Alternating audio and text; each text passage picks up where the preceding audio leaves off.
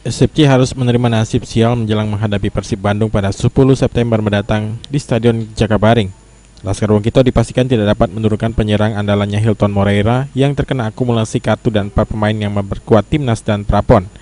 Pelatih SCP Widodo C. Putro mengatakan Hilton harus absen karena terkena akumulasi kartu kuning.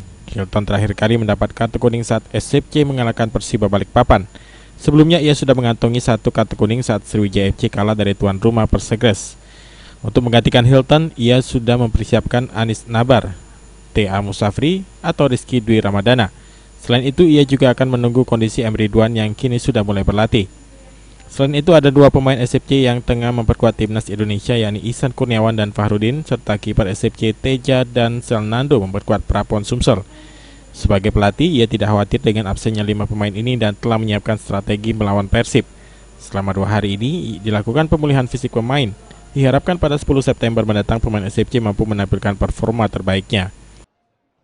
2 hari ini kita pemulihan kondisi, ya. Kita belum bicara mengenai taktik strategi. Yang jelas tadi kondisi pemain sudah mulai bagus, ya. Saya harapkan dengan kondisi ini kita sudah kesiapan lah ya dalam segi stamina, ya. Jadi kita udah fokusnya untuk pengkondisian pemain. Ada 2 pemain kita yang di timnas ya, Bang? Iya, pemain kita ada di timnas dan ada yang di PON, ya. Jalnando sama Teja di PON, Fahrudin dan Ihsan yang di timnas. Jadi mengatasinya gimana, Bang, dengan hilangnya 4 orang?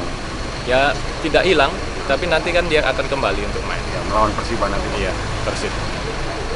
Oh, lawan Persib, Bang, ya? Nah, Untuk pengganti Hilton siapa disiapkan? Pengganti siapa? Untuk Hilton. Pengganti Hilton di situ ada Anis, ada Ridwan, ada Musafri, ada Rizky. Peluang Judi Sumban Gaul, PAL TV.